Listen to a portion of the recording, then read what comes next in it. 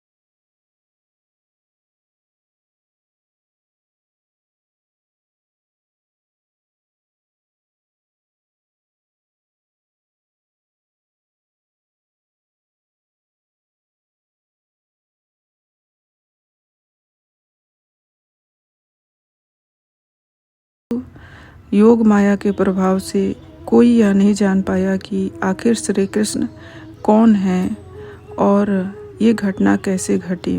प्रत्येक व्यक्ति बच्चे के भाग्य की सराहना करने लगा कि इतनी बड़ी विपदा से कैसे वो बच गया। हाँ, नंद महाराज तो वसुदेव की अद्भुत भविष्यवाणी के बारे में ही सोच रहे थे। वे उस महान योगी की प्रशंसा करने लगे। पूर्ण पुरुषोत्तम भगवान के अवतारों द्वारा प्रदर्शित विविध लीलाएं निश्चित रूप से कानों को तथा मन को सुहावनी लगने वाली है।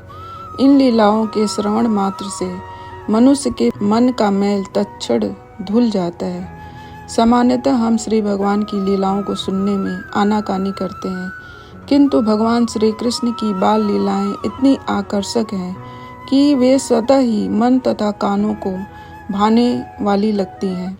इस तरह भौतिक वस्तुओं के विषय में सुनने की आसक्ति, जो भवबंधन का मूल कारण है, समाप्त हो जाती है। मनुष्य में धीरे धीरे श्री भगवान के प्रति भक्ति एवं अनुरक्ति उत्पन्न होती है और भक्तों के साथ मैत्री बढ़ती है। यदि हम उचित समझते हैं तो कृपा करके श्री भगवान की इन लीलाओं के बारे में कहना चाहिए। हमारा भौतिक अस्तित्व माया है, जिसमें हम तरह तरह के भौतिक भोगों की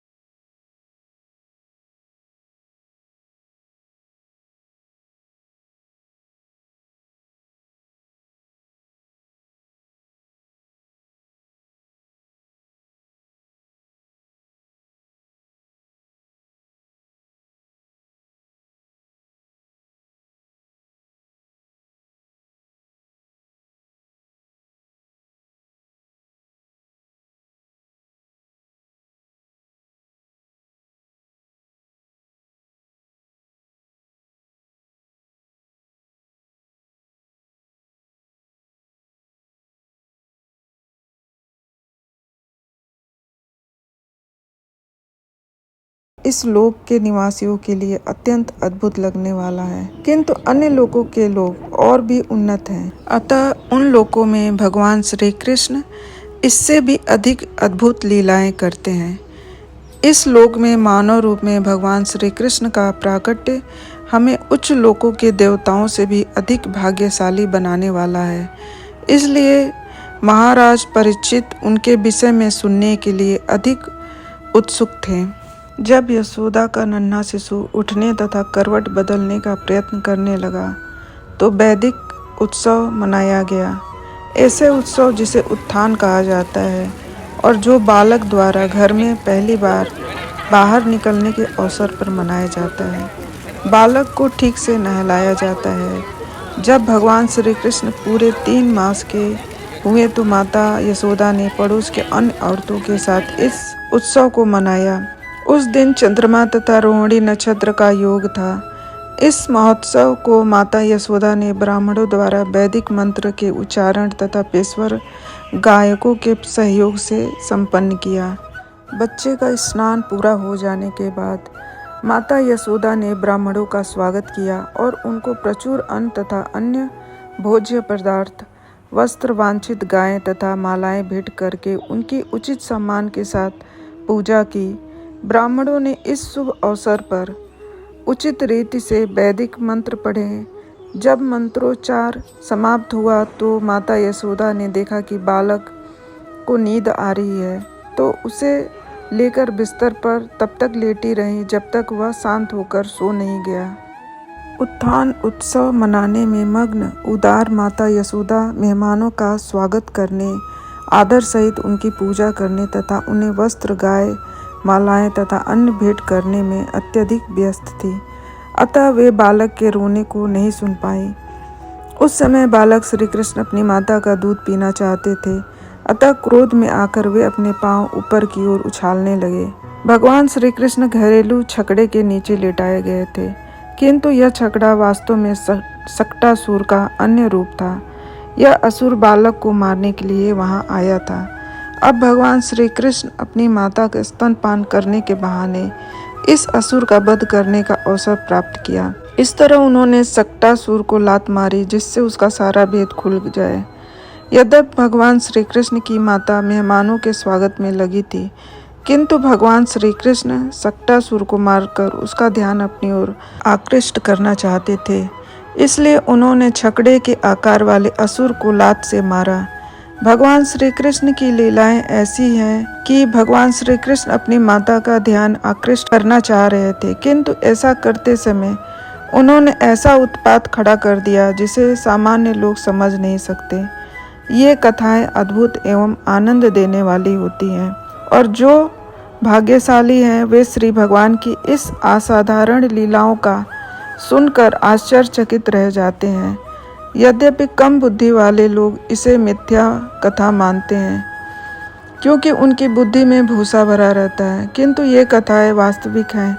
ये कथाएं इतनी रोचक तथा प्रबुद्ध करने वाली हैं कि महाराज परीक्षित तथा श्रील सुखदेव गोस्वामी को इसमें आनंद आया और उनके चरण चिन्हों में चलने वाले अन्य मुक्त पुरुष भी श्री भगवान की अद्भुत लीलाओं को सुनकर अत्यंत हर्षित होते हैं। भगवान श्री कृष्ण आंगन के एक कोने में छकड़े के नीचे लेटे हुए थे और यद्यपि उनके पांव कोपलों की तरह कोमल थे, किंतु जब उन्होंने अपने पांवों से छकड़े पर लात मारी तो वह भड़भड़ाकर उलट गया और टूट फूट गया। पहिए धूरे से बिलग हो गए और बिखर गए। गाड़ी का लट्ठा टूट गया। इस गाड़ी पर रखे सब छोटे छोटे धातु के बर्तन भांडे इधर उधर छितरा गए। जब भगवान श्री कृष्ण अत्यंत सुकुमार थे तो उनके हाथ पांव कोपलों के समान कोमल थे, फिर भी उनके पांवों के छूने से ही गाड़ी खंड खंड हो गई। ऐसा करना उनके लिए बिल्कुल संभव था और इसमें उन्हें अधिक परिश्रम भी नहीं करना पड़ा, क्योंकि अपने वामन अवतार में श्री भगवान को अपने पांव को इतना ऊंचाई तक बढ़ाना पड़ा था जिससे वह ब्रह्मांड के आवरण में प्रवेश कर सके। इसी तरह श्री भगवान ने बड़े असुर हिरण्यकशिपु को मारा तो उन्हें नृसिंह देव के रूप में विशेष रूप धारण करना पड़ा था, किंतु श्री कृष्ण अवतार में श्री भगवान को इतनी शक्ति व्यय नहीं करनी पड़ी। इसलिए बोलते हैं कृष्णस्तु भगवान स्वयं। श्री कृष्ण स्वयं पूर्ण पुरुषोत्तम भगवान है। अन्य अवतारों में श्री भगवान को देश तथा काल के अनुसार कुछ शक्ति व्यय करनी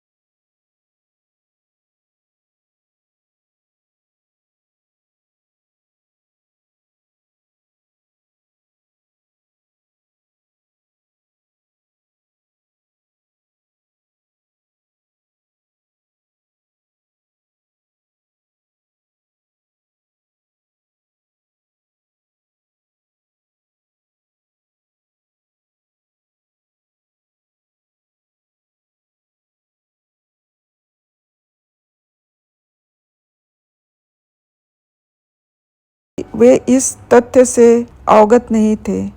भगवान श्री कृष्ण सदैव असीम है, उन्हें बालकों की बातों पर विश्वास नहीं हुआ। अतएव उन्होंने इन बच्चों की भोली भाली बातें जानकर उनकी उपेक्षा की। यह सोचकर कि भगवान श्री कृष्ण पर किसी अशुभ ग्रह का आक्रमण हुआ है, माता यशोदा ने रोते बालक को उठा लिया और उसे अपना स्तनपान कराया। तब उन्होंने वैदिक स्तुतियों का उच्चारण करने के लिए तथा शुभ अनुष्ठान संपन्न करने के लिए अनुभवी ब्राह्मणों को बुलावा भेजा। जब भी कोई संकट आ पड़ता है या कोई अशुभ घटना घट जाती है तो वैदिक सभ्यता की यह प्रथा है कि उसके प्रतिकार के लिए वैदिक स्तुतियाँ कराने हेतु योग्य ब्राह्मण बुलाए जाते हैं। माता यशोदा ने इसे ठीक प्रकार से किया और अपने बच्चे को स्तनपान कराने लगी। जब बलिष्ठ गठीले ग्वालों ने बर्तन बाड़े तथा अन्य सामग्री को छकड़े के ऊपर पहले की भांति व्यवस्थित कर दिया तो ब्राह्मणों ने बुरे ग्रह को शांत करने के लिए यज्ञ यज्ञ का अनुष्ठान किया और तब चावल कुश जल तथा दही से भी श्री भगवान की पूजा की। छकड़े पर भारी भारी बर्तन भांडे तथा अन्य सामग्री रखी हुई थी। इस छकड़े को पूर्व स्थिति में लाने के लिए काफी बल की आवश्यकता थी।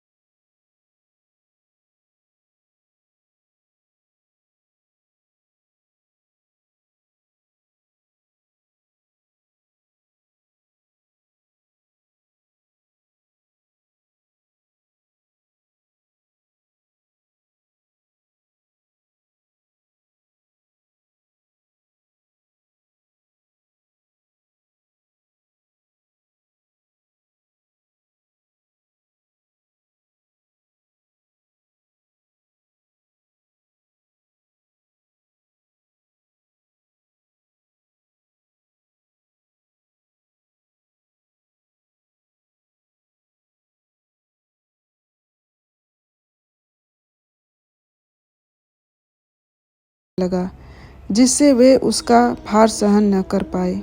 दुलार में कभी कभी माता अपने बच्चों को उछालती हैं और जब वह उनके हाथ में गिरता है तो वो हंसता है। इससे माता को भी आनंद आता है। यशोदा ऐसा ही करती थी, किंतु इस बार भगवान श्री कृष्ण बहुत भारी हो गए, जिससे वे उनका भार सहन नहीं कर सकी। ऐसी परिस्थिति में हमें यह समझना चाहिए कि भगवान श्री कृष्ण उस तृणावर्त सुर के आगमन को जान गए थे। उन्हें उनकी माता से दूर उड़ा लेकर जाने वाला था। भगवान श्री कृष्ण जानते थे कि जब तृणावर्त आकर उन्हें माता की गोद से ले जाएगा तो माता यशोदा अत्यंत विरहकुल होंगी। वे नहीं चाहते थे कि माता को असुर के कारण कोई कष्ट सहना पड़े, चूँकि वे प्रत्येक वस्तु के उद्गम हैं।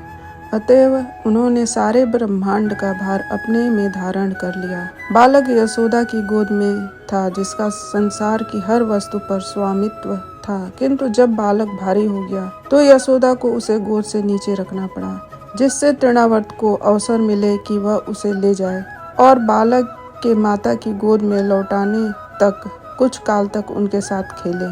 बालक को संपूर्ण ब्रह्मांड के बराबर भारी अनुभव करते हुए, अतएव यह सोचते हुए कि बालक को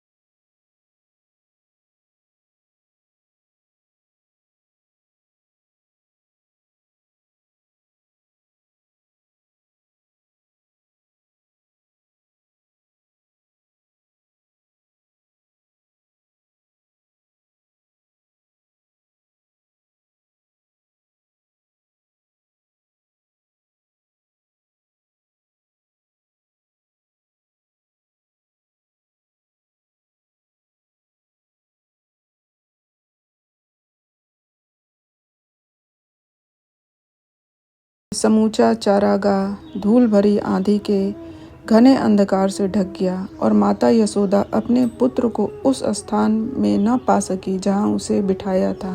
तृणावर्त द्वारा फेंके गए बालू के कणों के कारण लोग न तो स्वयं को देख सकते थे न अन्य किसी को।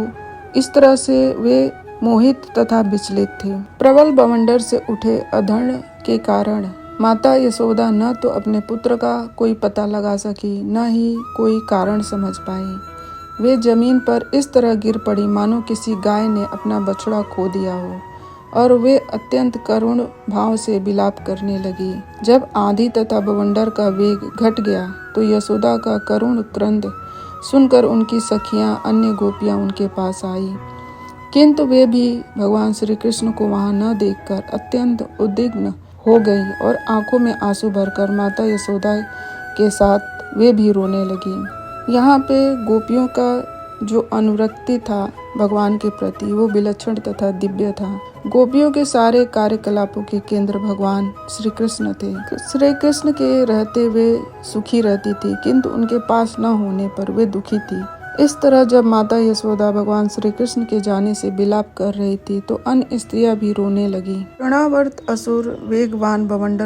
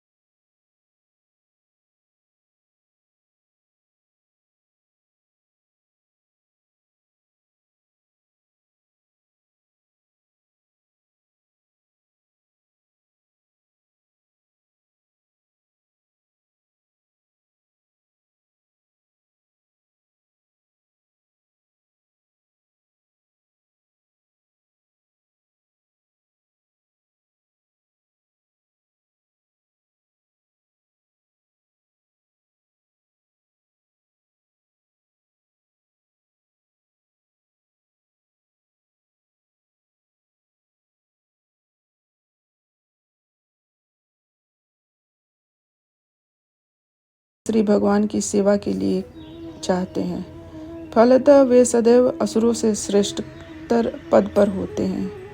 ऐसे अनेक कर्मी, योगी तथा ज्ञानी होते हैं जो बनावटी तौर पर भगवान श्री कृष्ण की बराबरी करना चाहते हैं।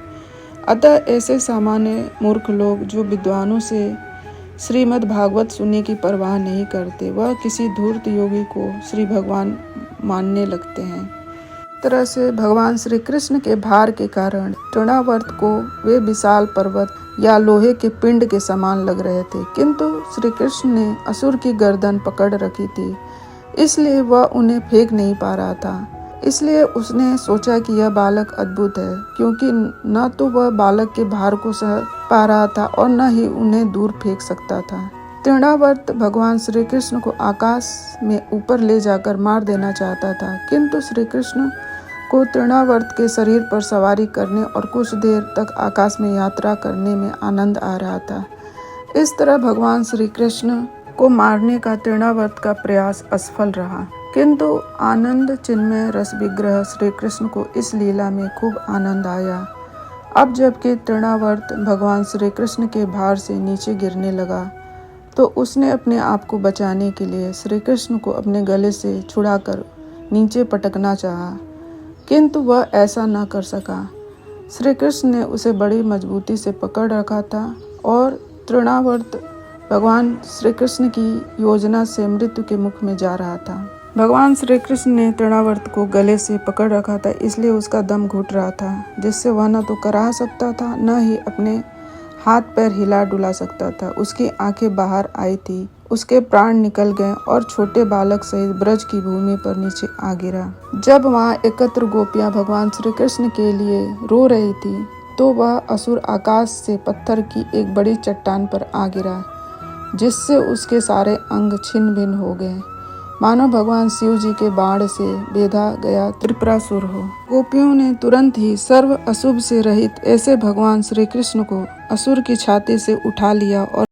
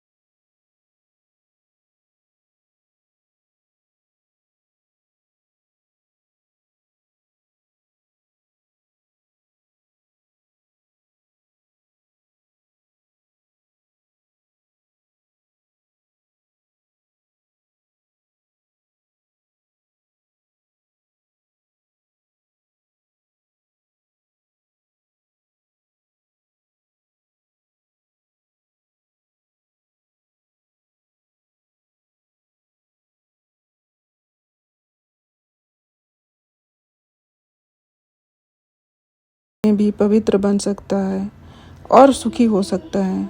वैदिक सभ्यता के अनुसार मनुष्य को चाहिए कि जनता के लिए कार्य करे, यथा सड़कें बनवाए, सड़कों के दोनों ओर वृक्ष लगवाएं जिससे लोग छाया में चल सके, सार्वजनिक कुएं बनवाएं जिससे हर एक को बिना किसी कठिनाई के जल मिल सके। बृहद वन में इस सारी घटनाओं को देखकर नंद महाराज अधिकाधिक आश्चर्यचकित हुए और उन्हें वसुदेव के वे शब्द स्मरण आए जो उन्होंने मथुरा में कहे थे। एक दिन माता यशोदा बालक श्री कृष्ण को अपना स्तनपान करा रही थी। जब बालक भगवान श्री कृष्ण अपनी माता का दूध पीना लगभग पूरा कर चुके थे और माता यशोदा उनके सुंदर कांतिमान हंसते हुए मुख चूम रही थी और निहार रही थी, तो बालक ने जम्हाई ली और माता यशोदा ने देखा कि उनके मुख में पूरा आकाश, उच्च लोक तक तथा पृथ्वी, सभी दिशाओं के तारे, सूर्य, चंद्रमा, अग्नि, वायु, समुद्र, द्वीप, पर्वत, नदी, जंगल तथा चर अचर सभी प्रकार के जीव समाये हुए थे।